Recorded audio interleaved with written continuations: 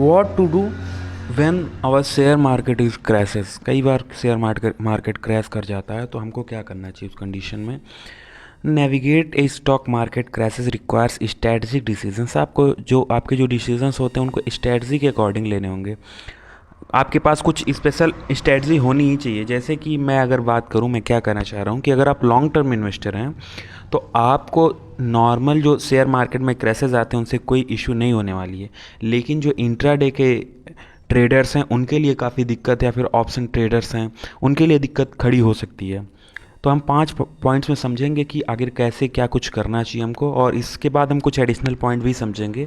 आपको कुछ नहीं करना, बस आराम से वीडियो को पूरा देखना है। आपको समझ आ जाएगा एक एक पॉइंट की कैसे हम डील करें जब कभी भी शेयर मार्केट क्रैश होता है। तो ऐसा ये कंडीशन हमारी होती है कई बार जब शेयर मार्केट क्रैश करता है कि हमें खुद से कुछ समझ नहीं आता है कि क्या करें। मन करता, कभी ऐसा ऐसा मन में आता है कि कुछ लोग कहते हैं कि जब शेयर मार्केट क्रैश करता उस टाइम पे उन्होंने शेयर ख़रीदा। कुछ वीडियोस आप देखे होंगे, उस टाइम पे उन्होंने शेयर ख़रीदा था और एक टाइम के बाद वो अप गया तो उनको काफ़ी प्रॉफिट हुआ। आपको क्या लगता है कि आपने जो पैसे लगाए थे वो सारे पैसे डूबने वाले हैं, निगेटिव में आप जा चुके हैं? तो क्या कुछ होता है वो चीज़ें हम आगे देखते हैं।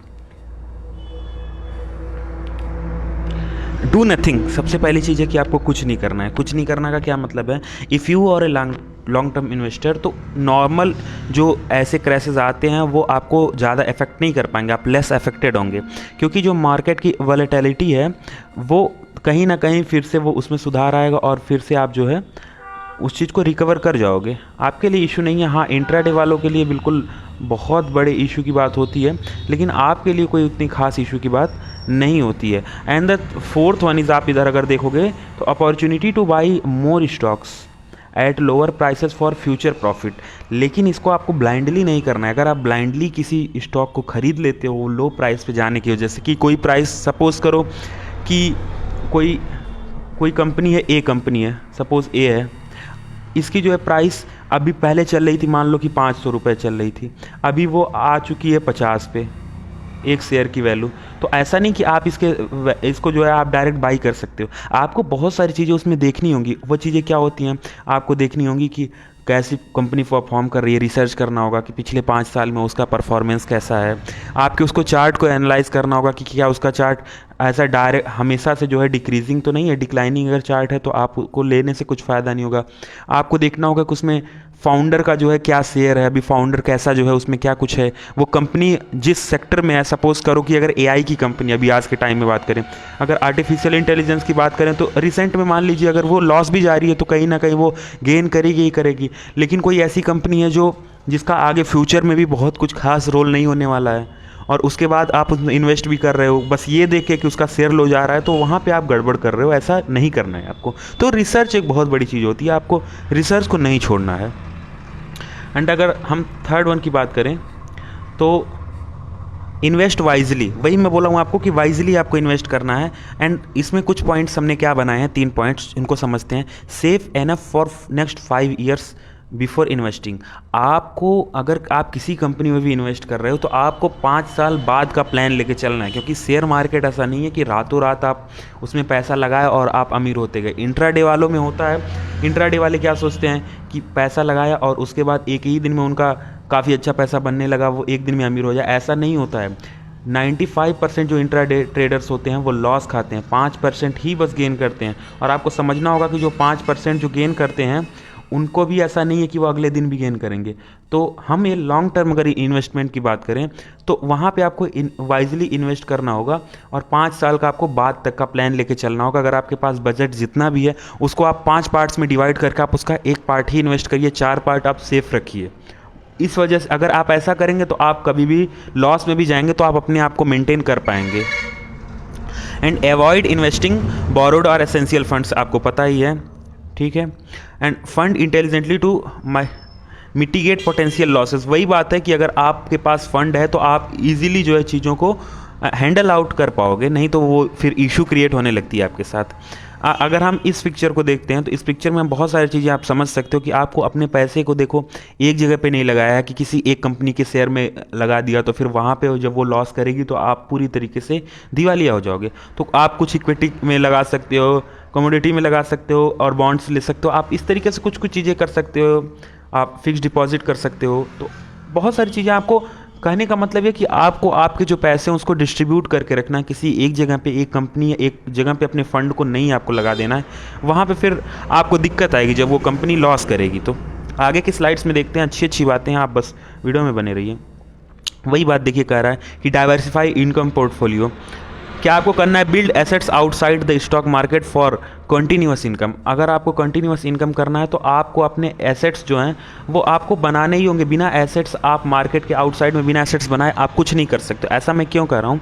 ऐसा इसलिए कह रहा हूँ क्योंकि आपके पास एक कैश फ्लो लॉ होता है। तो कैश फ्लो अगर आपके पास नहीं बना हुआ है तो आप क्या करोगे? अभी आपने पैसा अपना डाल दिया और अगर वहाँ पे आपको लॉस होने लगा है तो फिर आपकी जो डेली जो है, जो आपके खर्चे हैं वो भी चलने चाहिए। साथ ही साथ आपको कुछ अच्छा कहीं अपॉर्चुनिटी दिख रहा है किसी दूसरे शेयर को लेने की, किसी दूसरे कंपनी को, तो उसमें भी आपको इन्वेस्ट करना ही पड़ेगा।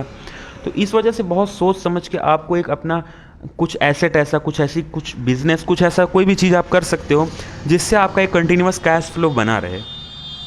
एंड जैसा कि वॉरेन बफेट भी बोलते हैं, क्या बोलते हैं कि don'ts put all your eggs in one basket. क्योंकि अगर एक ही बास्केट में आप सारे एग्स को रख दोगे तो अगर वो बास्केट डिस्ट्रॉय हुआ तो आपके सारे एग्स एक ही बार में डिस्ट्रॉय हो जाएंगे। तो आपको इस चीज़ से भी बचना है, आपको डाइवर्सिफाई कर देना है अपने जो है इनकम को भी, और साथ ही साथ इनकम रिसोर्सेज को भी, दोनों को आपको डाइवर्सिफाई ही करना पड़ेगा। And the third one is create a diverse income stream for financial stability. वही बात है, कुछ नहीं है। ये देखिए, अगर वही बात है वॉरेन बफेट वाली बात कि एक ही बास्केट में अगर सारे एग्स को आप रखोगे तो फिर वहाँ पे इशू आएगा ही आएगा। अगर इस बास्केट को कुछ हो गया तो सारे एग्स क्रैक हो सकते हैं, आप फाइनेंशियली अनस्टेबल हो सकते हैं। एंड रीसाइज बाइंग अपॉर्चुनिटी, इसका कहने का क्या मतलब है कि purchase stocks when market prices are low. Okay, जब मार्केट के प्राइसेस लो हों उस टाइम पे हमको बाई करनी चाहिए। जनरली ये बहुत अच्छी चीज़ें होती हैं कि जब मार्केट के प्राइसेस लो होते हैं, अगर आपके पास रिसर्च कैपेबिलिटी है तो आप बाई कर लो, क्योंकि कहीं ना कहीं अगर वो कंपनी फिर प्रॉफिट गेन करेगी तो आप बाई लो एंड सेल मोर, ये कॉन्सेप्ट पे आप चलोगे और आपको जाहिर सी बात है कि आपको प्रॉफिट होने ही वाला है। Second one is conduct through research before investing blindly. वही बात है कि आपको ब्लाइंडली नहीं करना है, आपको रिसर्च करके करना है। And consider company performance, expenses ratio and market impact. ये सारी चीज़ें आपको रिसर्च में आ जाएंगी, कुछ इसमें नया नहीं है। Okay, focus on long term investment. यही चीज़ मैं आपको वीडियो के स्टार्टिंग से मैं आपको समझाने की कोशिश कर रहा हूँ कि अगर आप लॉन्ग टर्म में इन्वेस्टमेंट करते हैं तो जाहिर सी बात है कि आपका जो लॉस है वो बहुत कम हो जाएगा। एक रूल है कि जो इंट्राडे ट्रेडर्स होते हैं उनमें 95% जो ट्रेडर्स होते हैं वो लॉस खाते हैं और 5% ट्रेडर्स जो होते हैं वही बस गेन कर पाते हैं प्रॉफिट। और वहीं पे अगर लॉन्ग टर्म इन्वेस्टर्स की बात करें तो 70% जो ट्रेडर्स होते हैं, जो इन्वेस्टर्स होते हैं, वो प्रॉफिट जनरेट करते हैं। ओनली 30% ही वो जो है उनका जो है लॉस होता है। तो इस हिसाब से अगर देखा जाए तो आपको लॉन्ग टर्म इन्वेस्टमेंट में ही जाना चाहिए। इंट्राडे को आपको बहुत ज़्यादा ऑप्ट करने की ज़रूरत नहीं है कि सारे पैसे आप इंट्राडे में डालते हो, तो फिर उस कंडीशन में आपको दिक्कत हो सकती है। एंड वही कह रहा है कि इसमें कि invest in stocks with long term growth potential. आपको देखना होगा कि पोटेंशियल है ग्रोथ की या नहीं, आपको उस हिसाब से। And long term investment yield high profit over time, वही बात मैं आपको बोल रहा हूँ। And consider the impact of deflection on future investment value. ये सारी चीज़ें आपको देखनी होंगी। Long term investment, okay. ये कैश फ्लो की, जो हम अभी पीछे कैश फ्लो की बात कर रहे थे कि आपका कंटिन्यूअस कैश फ्लो बना होना चाहिए, तो ये ज़रूरी है। अगर कैश फ्लो नहीं बना होगा तो आपको अच्छा शेयर दिखते हुए भी आप उसको बाई नहीं कर पाओगे। आप किसी एक कंपनी में अपना अभी फ़िलहाल का शेयर लगाए हुए हो और वो कंपनी लॉस जा रही है और आपको एक बहुत अच्छी अपॉर्चुनिटी दिख रही है उस कंपनी में, अगर आप शेयर अभी उसके अगर लोगे तो आगे जाके वो प्रॉफिट में आपको कन्वर्ट करेगा। लेकिन बिकॉज कि आपने सारे पैसे यहाँ पे लगा रखे हैं, यहाँ पे आप अपॉर्चुनिटी देखते हुए भी कुछ नहीं कर सकते हो। तो ऐसा कंडीशन ना हो, इसको आपको देख के चलना होगा। आपको एक बहुत स्ट्रेटजी और बहुत कूल माइंडसेट के साथ चीज़ों को करना होगा, जिससे कि आपके पास एक स्टेबिलिटी बनी रहे। आपका जो है अगर लॉस भी हो रहा है कोई कंपनी में तो दूसरी कंपनी आपको प्रॉफिट भी जनरेट कर सके, आपके पास अपॉर्चुनिटी हो कि आप दूसरी कंपनी के शेयर्स खरीद भी सको। ये सारी चीज़ें आपको देखनी होंगी। आगे चलते हैं हम। एडिशनल टिप्स की जो मैं बात कर रहा था, ये चीज़ें बहुत ज़रूरी हैं हर इन्वेस्टर्स के लिए, ये चीज़ें होनी ही चाहिए। आपको इन्फॉर्म्ड होना होगा। कोई भी न्यूज़ आ रही है, जिस फील्ड में आप इन्वेस्ट कर रहे हो, आपका जो इंटरेस्ट है उस फील्ड में तो आपको जानकारी होनी ही चाहिए। उसके इर्द गिर्द के फील्ड में भी, उसके इर्द गिर्द की कंपनियों की भी आपकी जानकारी होनी चाहिए, तभी आप एक सफल इन्वेस्टर बन पाओगे। बिना रिसर्च, बिना नॉलेज के आप इन्वेस्टमेंट रातों रात आप इन्वेस्टमेंट करके और आप अमीर नहीं बन सकते हो। कभी किसी का हुआ होगा, वो तुक्का होता है, लेकिन लॉन्ग टर्म में आप नहीं चल पाओगे। तो keep abreast of market trends and news. Okay, आप न्यूज़ साइट्स, बहुत सारी न्यूज़ साइट्स हैं, उनको भी आप फॉलो कर सकते हो। मनी कंट्रोल वेबसाइट है, उसको आप फॉलो कर सकते हो, एंड बहुत सारी चीज़ें हैं। मिंट।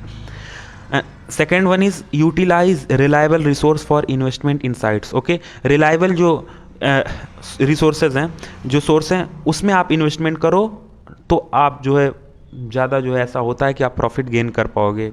वही बात है रिसर्च की बात, अगर आप रिसर्च करते हो तो आपको ये सारी चीज़ें पता चलेंगी। अगर आप जुड़े रहते हो, आपके दिमाग में वही चलता है कि आप ज़्यादा से ज़्यादा नॉलेज गेन कर पाओ, तो ये सारी चीज़ें आपको खुद ब खुद पता चल जाती हैं। डे बाई डे आपको पता चलती रहेंगी, आपके पास एक्सपीरियंस और नॉलेज दोनों बढ़ते रहेंगे।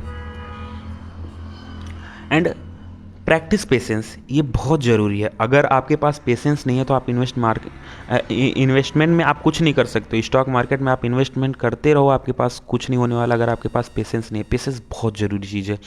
Avoid impulsive decisions during market fluctuation. Okay, तो इम्पल्सिव डिसीजंस आपको नहीं लेने हैं। मार्केट अगर फ्लक्चुएट कर रहा है तो इम्पल्सिव डिसीजन अगर आप ले लोगे, अचानक से लेने वाला इम्पल्सिव डिसीजन मतलब अचानक से आप कोई ऐसा डिसीजन ले रहे हो जिसकी वजह से, मतलब कहने का ये है कि आपको सोच समझ के ही चीज़ें करनी होंगी। ऐसा नहीं है कि मार्केट लो जाने लग रहा है तो आप अपने सारे शेयर्स को वहीं पे सेल आउट करके आप बाहर आ जाओ। हो सकता है अभी जा रहा हो, आगे जाके वो गेन करे, तो आपको रिसर्च करना होगा, आपको नॉलेज रखनी ही रखनी होगी।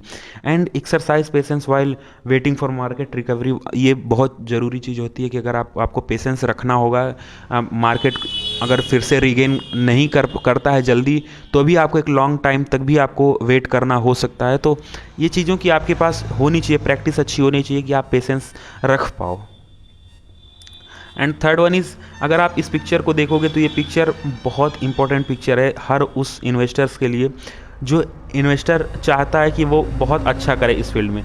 इस पिक्चर में आप देखोगे कि अगर ये फ्यूल का जो फ्लो है, जैसे कैश फ्लो हमने बोला था पीछे, वैसे ही फ्यूल फ्लो का जो कॉन्सेप्ट है शेयर मार्केट में, वो भी बहुत इंपॉर्टेंट है। फ्यूल फ्लो क्या होता है? फ्यूल फ्लो की अगर हम बात करेंगे तो जनरली हम सब देखते हैं कि गाड़ियों में जो फ्यूल होते हैं उसका क्या होता है, वो एक बार अगर ब्रेक आउट हो जाता है, सपोज़ कि जहाँ पे गाड़ी का फ्यूल स्टोर होता है वहाँ से उसकी इंजन में जो फ्यूल पाइप होती है, एक भी जगह उसमें अगर कटआउट कहीं आ गया तो क्या होता है कि वो गाड़ी अचानक से रुक जाती है। तो फ्यूल फ्लो का डायरेक्ट इम्पैक्ट है आपके जो चीज़ें पीछे हमने बताई हैं उन चीज़ों से। आपका कैश फ्लो अच्छा होना चाहिए, आपके पास बाहर कहीं एसेट्स भी होने चाहिए, आपके पास रिसर्च अच्छी होनी चाहिए, नॉलेज अच्छी होनी चाहिए, आपने कभी लॉस में अगर आप जा रहे हो तो आपके पास पेशेंस भी होना चाहिए। ये सारी चीज़ें अगर आपके पास रहेंगी तभी जो आपकी स्टॉक मार्केट की जो गाड़ी है, इन्वेस्टमेंट की जो गाड़ी है, उसकी जो फ्यूल है वो कंटिन्यूसली फ्लो हो पाएगी। समझ रहे हैं ना? तो ये बातें आपको ध्यान रखनी है, सारी चीज़ें आपको ध्यान रखनी है। एक समझदार इन्वेस्टर आपको बनना है। आगे अगर हम बात करें तो लॉन्ग टर्म इन्वेस्टर के ऑब्जेक्टिव्स बहुत सारे हो सकते हैं, आप यहाँ पे देख सकते हैं। जो भी चीज़ें हैं बताने की कोई ज़रूरत नहीं है। एंड सबसे लास्ट क्या है कि आपको कंसल्ट करना है प्रोफेशनल्स से। अच्छा, कंसल्ट प्रोफेशनल्स में क्या है भाई कि seek advice from financial advisor और mentor. And second one is join investment communities for collective knowledge and sharing. तो आप इसमें क्या कर सकते हो कि वेबसाइट्स को, अच्छी अच्छी जो वेबसाइट्स हैं उनको अगर आप पढ़ सकते हो। अगर आप उनको पढ़ोगे तो वहाँ पे बहुत सारे लोग अपने अपने व्यू देते हैं, जो बड़े बड़े इन्वेस्टर्स हैं अपने व्यू देते हैं, तो वहाँ से आपको इनसाइट्स मिलती रहेंगी। तो वही बात यहाँ पे कहा कि कंसल्टेंट, अगर आप मान लो आपके पास प्रोफेशनल्स नहीं है तो आप इजीली अच्छे अच्छे जो बड़े साइट्स हैं उनको आप हैंडल करके इजीली आप नॉलेज ले सकते हो। एंड एकदम लास्ट अगर मैं बात करूँ, मेरे फाइनल थॉट्स की अगर मैं बात करूँ, तो stock market crashes requires wise decisions making and patience. जो स्टॉक मार्केट की जो क्रैश होती है उसमें क्या चीज़ें क्या चीज़ों की रिक्वायरमेंट होती है, वाइज डिसीजन मेकिंग की और पेशेंस की, क्योंकि अगर पेशेंस नहीं होगा तो आप वहीं पे क्विट कर जाओगे अपने शेयर्स को। और अगर आपने क्विट किया और आपको पता चला कि एक टाइम बाद वो ग्रो कर रही है, जस्ट बाद से ही वो ग्रो करनी शुरू हो गए, तो वहाँ पे लैक ऑफ पेशेंस आपका दिखेगा। और आपके पास अगर डिसीजन मेकिंग नहीं है, आपने जब इन्वेस्ट किया उस टाइम पे भी आपकी डिसीजन मेकिंग होनी चाहिए, अच्छी डिसीजन मेकिंग होनी चाहिए। और अगर क्रैश कर रहा है उस टाइम पे भी आपकी डिसीजन मेकिंग परफेक्ट होनी चाहिए। अगर आपको लग रहा है कि ये कंपनी डेफिनेटली और लॉस में जाएगी तो आप क्विट कर सकते हो, लेकिन अगर कुछ भी इंसाइट्स हैं, आपको ऐसा लग रहा है कि थोड़ा सा भी अगर पॉसिबिलिटी है, तो डेफिनेटली आपको वहाँ पे वेट करना चाहिए, आपको पेशेंस रखना ही रखना होगा। And second point is utilize opportunities to buy low and invest in long term growth. Okay, वही बात मैं बोल रहा हूँ कि अगर कोई ऐसी कंपनी है कि अभी उसका दिन खराब चल रहा है, मतलब अगर अभी समझने के लैंग्वेज में समझे कि अगर अभी वो कंपनी गरीब है और उसके अंदर पोटेंशियल अच्छी है, आपको लग रहा है कि वो कंपनी अमीर होगी, तो आपको लो टाइम में अगर आप इन्वेस्टमेंट कर दोगे उस कंपनी का शेयर लेके, तो जाहिर सी बात है कि आपको एक लॉन्ग टर्म में अगर आप इन्वेस्टमेंट करते हो तो फिर से भी अगर थोड़ी बहुत अनस्टेबल होगी बीच बीच में, तो फिर आप अच्छे खासे प्रॉफिट जनरेट कर पाओगे। And the third one is remember market volatility means downturns are often followed by recoveries. ये बातें तो आपको याद ही रखनी होंगी। थर्ड वन इज क्या बोल रहा है, जिसको नहीं समझ आया मैं बता दे रहा हूँ आपको कि रिमेंबर मार्केट वॉलेटिलिटी, मार्केट की वॉलेटिलिटी को आपको समझना होगा। मतलब क्या कह रहा है कि downturns are often followed by recoveries. जो डाउन टर्न्स होते हैं वो रिकवरी के थ्रू ही, आफ्टर रिकवरी ही वो चीज़ें, एक तरीके से कह सकते हो कि अगर आप लॉस कहीं करे हो तो जब तक आप रिकवरी नहीं करोगे, अगर आप अपने स्टॉक की बात करो, अगर आप रिकवरी नहीं करते हो तो वो चीज़ें जो है फिर से फुलफिल नहीं हो पाएंगी। एंड अगर स्टॉक मार्केट की बात करें तो वॉलेटाइल है बहुत ज़्यादा। वॉलेटाइल का मतलब वो फ्लैक्चुएट करता रहता है। तो अगर स्टॉक मार्केट में फ्लैक्चुएशन है तो फिर आपको ये एक चीज़ समझनी ही होगी कि आपको रिकवरीज पे ध्यान देना होगा कि कहीं ना कहीं से आपकी रिकवरी होती रहे, ताकि आपका कैश फ्लो भी मेंटेन रहे, आप स्टेबल रहो। तो यहीं तक था। Thank you.